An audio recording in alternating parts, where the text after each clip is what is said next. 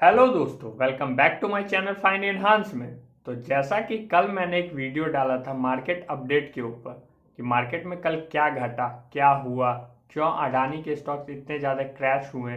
Crash kind of situation है, क्या आगे करना चाहिए, इन सभी के बारे में मैंने कल बात किया था। लेकिन आज स्पेसिफिक जो वीडियो है उसमें मैं बात करूँगा कि क्यों अडानी स्टॉक्स ने इतनी ज़्यादा गिरावट दिखाई दी और अडानी स्टॉक्स में अब फर्दर आगे क्या करना चाहिए। जो लोग इन्वेस्ट कर चुके हैं या फिर जो इतनी बड़ी गिरावट देख के इन्वेस्टमेंट की अपॉर्चुनिटी देख रहे हैं कि इतना ज़्यादा गिर चुका है शेयर, अब इसमें क्या करे क्या नहीं करे, तो इन सब चीज़ों के ऊपर ही आज बात करेंगे और देखेंगे कि क्या अडानी का स्टॉक्स अभी इन्वेस्टमेंट करने के लिए सही है या फिर इस लेवल पे बेच देना चाहिए या फिर होल्ड करने की स्ट्रैटेजी अपनानी चाहिए। तो इन सभी के ऊपर आज डिटेल्स में बारीकी से चर्चा करेंगे और साथ में जो हिडनबर्ग की रिपोर्ट थी उसका भी आज पोस्टमार्टम करेंगे, क्योंकि जैसा कि उन्होंने शॉर्ट सेलिंग कर रखा है तो ये कहीं ना कहीं इनलीगल बात है और इसको भी पूरी तरीके से हम लोग देखेंगे कि हालांकि सेबी ने तो अडानी ग्रुप के ऊपर कार्रवाई तेज कर दी है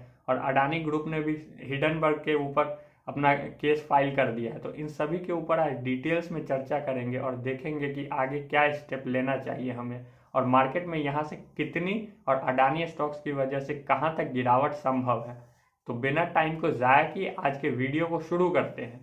अब जैसा कि लास्ट 2 ट्रेडिंग डे के बाद मार्केट में काफ़ी भारी भरकम गिरावट हमें देखने को मिली और काफ़ी सारे यूट्यूबर्स के मैंने इंटरव्यू सुने या फिर टीवी पे मैंने इंटरव्यू सुने, काफ़ी सारे लोगों के ट्वीट्स देखे, कुछ मीडिया के भी रिपोर्ट्स देखे, तो सभी में ये बात मुझे कॉमन देखने को मिली कि सभी का ये मानना था कि अडानी ग्रुप की वजह से पूरे स्टॉक मार्केट में ये भूचाल आया है। मार्केट की कंडीशन या फिर जो कहते हैं ना गिरावट आ गई है मार्केट में, वो इस अडानी ग्रुप्स के कारण ही आई है और जब तक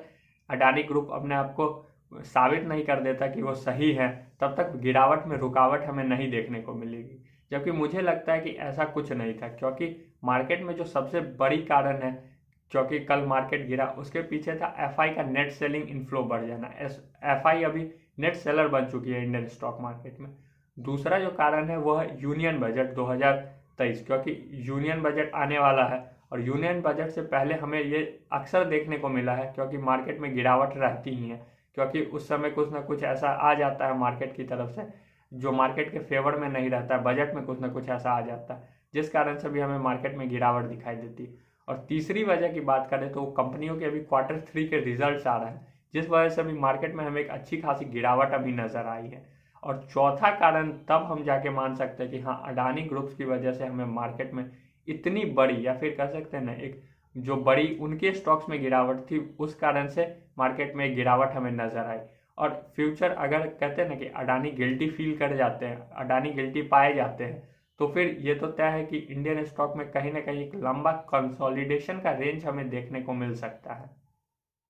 अब अगर हम लोग हिडनबर्ग ग्रुप के ऊपर देखें कि हिडनबर्ग ग्रुप क्या है, कब बनी, कितने एम्प्लॉयज़ काम करते हैं, इनकी हिस्ट्री क्या रह चुकी है, तो ये ग्रुप जैसा कि मैं देख पा रहा हूँ कि ये ग्रुप 2017 में बनी थी और इसमें मात्र 5 एम्प्लॉय अभी काम कर रहे हैं और इनका मेनली काम ही यही है शॉर्ट सेलिंग का, जैसा कि देखने को मिल रहा है। तो ये शॉर्ट सेलिंग ही करते हैं और उसी से प्रॉफिट कमाते हैं। तो इन्होंने अपने रिपोर्ट में, अगर हम इनके रिपोर्ट पे बात करते हैं कि इन्होंने अपने रिपोर्ट में क्या पब्लिश किया, तो 3 दिन पहले इन्होंने रिपोर्ट अपना पब्लिश किया जो कि काफ़ी एक लंबा चौड़ा कहते हैं ना उतना बड़ा उनका डॉक्यूमेंट जैसा ऐसा रिकॉर्ड था। और उसमें उन्होंने सबसे पहले ही पॉइंट में बताया कि इंडिया के जो अडानी ग्रुप है उसमें 85% की यहाँ से गिरावट संभव है। तो आप समझ सकते हैं कि स्टॉक्स पूरी तरीके से बर्बाद हो जाना। और उसमें उन्होंने मेनली विलमार, अडानी विलमार को छोड़ दें तो उसके अलावा सारे पे वो बेरिश दिखाई दिए, किसी पे भी वो बुलिश नहीं थे। लेकिन कल तो अडानी विलमार भी इनके चक्कर में पिट गया, तो उस सब पे आगे बात करेंगे। अगर हम लोग बात करें कि मेन की पॉइंट्स क्या थे उनके रिसर्च के, तो सबसे पहला जो हमें देखने को मिला कि उन्होंने अडानी ग्रुप के ऊपर या फिर गौतम अडानी के ऊपर ये आरोप लगाया कि उन्होंने स्टॉक्स में मैनिपुलेशन किया है। रिजल्ट आने से पहले अपने स्टॉक्स को खरीद लेते थे और रिजल्ट आने के बाद हायर प्राइस पे रिटेल इन्वेस्टर्स को स्टॉक चिपका देते थे। उन्होंने 2002 का भी बात किया। फिर उन्होंने बताया कि 7 अडानी की ऐसी कंपनी है जिसमें 85 to 90% की डाउनसाइड बाकी है अभी। उसके बाद काफ़ी सारी बात उन्होंने और भी कही कि उनका जो 2020 से जो अचानक रन अप आया है वो बिल्कुल भी सही नहीं था, क्योंकि उनकी कंपनियां प्राइस टू अर्निंग रेशियो को जस्टिफाई नहीं कर पा रही है। उनके ऊपर कर्ज इतना है कि अभी वो कहते हैं ना सारे ओवर वैल्यूड कंपनी, और वो अडानी अभी इन सभी को आगे नहीं ले जा सकते। इन कभी में आज न कल कहीं ना कहीं पिटाई देखने को ही मिलेगी। तो ये सारी बातें उन्होंने अपने रिसर्च रिपोर्ट में कही। अगर आप लोग वो रिसर्च रिपोर्ट पढ़ना चाहते हैं, जो कि काफ़ी लंबा चौड़ा है, तो मैं उसका लिंक नीचे डिस्क्रिप्शन बॉक्स में दे दूंगा, आप वहां जाके उसको चेकआउट कर सकते हैं। अब जैसा कि हिडनबर्ग ने ये बताया कि अडानी की कंपनियां ओवर वैल्यूड है, तो ये कोई नई बात नहीं है, क्योंकि आप पहले भी सुनते आ रहे होंगे जब अडानी के स्टॉक्स अचानक से गिरते थे तो एक साथ गिरते थे, और उसके पीछे कारण रहता था कि सुचिता दलाल जी ट्वीट करती थी और कहती थी कि अडानी के स्टॉक्स अभी ओवर वैल्यूड है या फिर ओवर प्राइस्ड है, तो उनमें अभी इन्वेस्टमेंट नहीं करना चाहिए, ऐसा उन्होंने बताया। उसके बाद उन्होंने बताया कि अडानी अभी काफ़ी कर्ज में डूब चुके हैं, तो इन सब के कारण हमें काफ़ी, इससे पहले भी हमें गिरावट दिखाई दी है अडानी के स्टॉक्स में एक साथ। लेकिन हाँ, इतनी बड़ी गिरावट हमें नहीं नज़र आती थी, क्योंकि वहाँ भी हम देखते थे कि अडानी ग्रीन या फिर अडानी पोर्ट्स एक दिन में 10-12% गिर जाते थे आराम से, और जब भागते थे तो आराम से 10-15% बढ़ के ही दिन में क्लोजिंग देते थे। अब सुचरिता दलाल के बारे में तो आप जानते ही होंगे, जिन्होंने हर्षद मेहता के स्कैम का पर्दाफाश किया था 1992 में। तो जो हिडनबर्ग ने अपनी रिपोर्ट में बताया, वो कहीं से मुझे ऐसा नहीं लगा कि कुछ नई बात वो कह रहे हैं, क्योंकि ये सारी बातें मार्केट में कहते हैं ना प्राइस्ड इन है।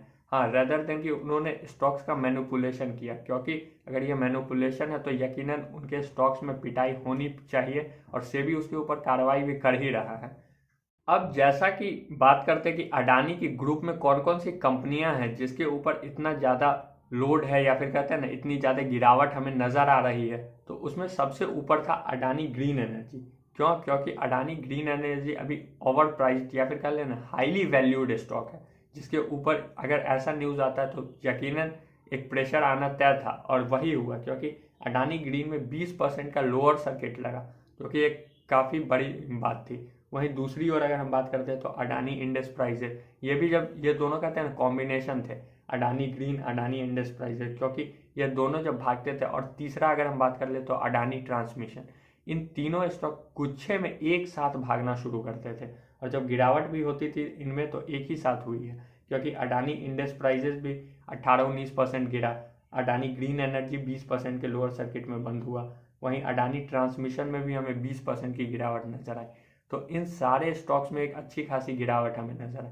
जैसा कि उन्होंने कहा था कि विलमार में उतना खतरा नहीं है, या फिर विलमार अभी अपने प्राइस टू अर्निंग रेशियो को जस्टिफाई कर रहा, तो वैसा हमें देखने को भी मिला। हालांकि 5% का लोअर सर्किट उसमें भी लगता हुआ नजर आया, लेकिन कोई नहीं, अगर 20% के मुकाबले देखें तो 5% कहीं ना कहीं कम ही है। और उसके अलावा जो इनकी सीमेंट कंपनी जिन्हें इन्होंने एक्वायर किया था, उसमें भी 17-18% की धुआंधार गिरावट कहते हैं ना वो दिखाई दी। इसके अलावा Adani ports, Adani total gas, इन सभी में एक अच्छी खासी गिरावट दिखाई दी। अगर कह लें कि सबसे कम कौन सा स्टॉक्स गिरा, तो वो था अडानी विल्मर और अडानी पावर। इन दोनों में मात्र 5-5% की हमें लोअर सर्किट दिखाई दी, लेकिन वही बात है कि सर्किट्स में थे ना, आप सेल कर सकते थे ना खरीद सकते थे।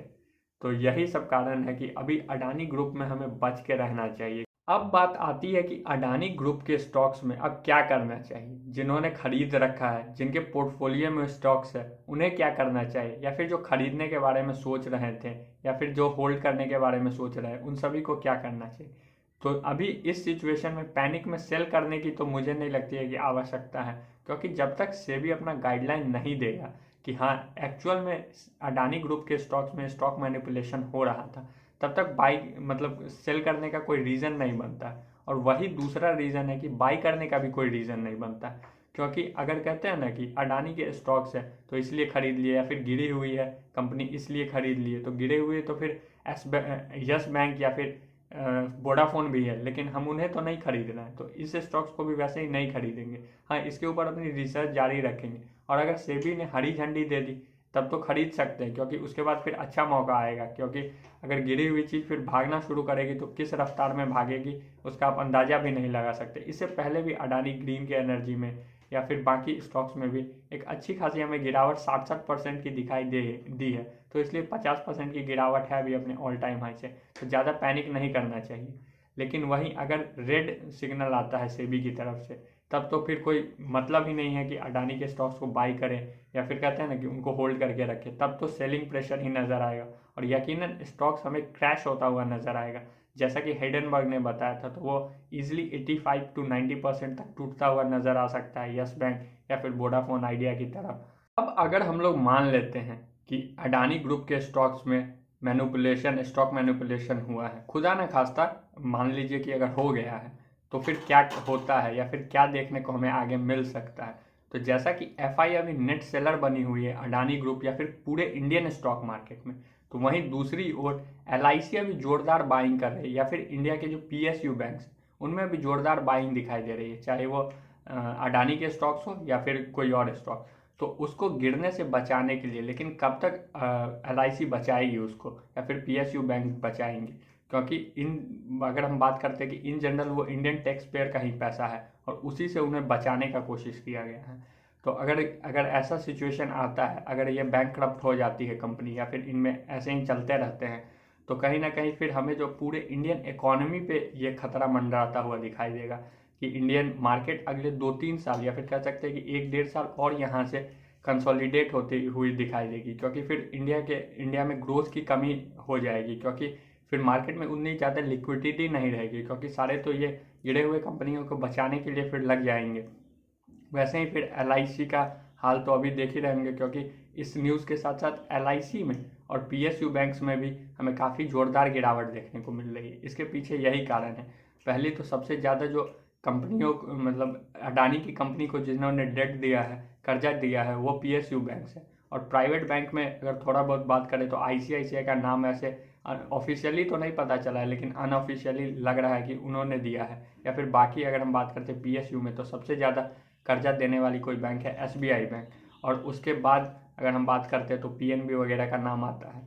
इस कारण से भी हमें पीएसयू बैंक में इतनी जोरदार भयंकर गिरावट दिखाई दे रही है। और एलआईसी उन्हें बचाने के लिए जो पैसा डिप्लॉय कर रहा है, तो क्योंकि ये पता है कि अगर ऐसा होता है तो ग्रोथ कहीं ना कहीं एलआईसी की कट हो जाएगी, और फिर उसी कारण से एलआईसी के स्टॉक्स भी अभी इतनी जोरदार गिरावट के साथ परफॉर्म कर रहे हैं। तो ये पूरा ओवरऑल सिनेरियो है, और इन्हीं कारणों की वजह से ग्रोथ कहीं ना कहीं रुकेगा, और ग्रोथ रुकेगा तो मार्केट के स्टॉक्स प्राइस भी कम आएंगे, और उसके बाद मार्केट पूरी तरीके से बेरिश मोड में चला जाएगा। अब आप कमेंट सेक्शन में ये बता सकते हैं कि आपको ये वीडियो कैसी लगी, और आपकी अब अडानी ग्रुप या फिर कहते हैं ना अडानी के जो स्टॉक्स है उनके ऊपर क्या रणनीति है, या फिर क्या आप स्ट्रेटेजी इसके ऊपर बना के चल रहे हैं कि किस वे में आपको इन्वेस्टमेंट करना है। क्योंकि मुझे जहाँ तक सही लगा, जो सुझाव मैं दे सकता था वो मैंने आपको दे दिया। अगर वीडियो पसंद आया तो वीडियो को लाइक कर दे, और चैनल पर पहली बार आए हैं तो चैनल को सब्सक्राइब कर दे। आने वाले वीडियो में हम देखेंगे कि इंडियन स्टॉक मार्केट में अभी इन्वेस्ट करने के अच्छे लेवल कौन कौन से हैं, और उन लेवलों पे हमें क्या इन्वेस्टमेंट स्ट्रेटेजी को अपना के चलना चाहिए। तो धन्यवाद, मिलते हैं अगले वीडियो में कुछ नए मार्केट अपडेट के साथ।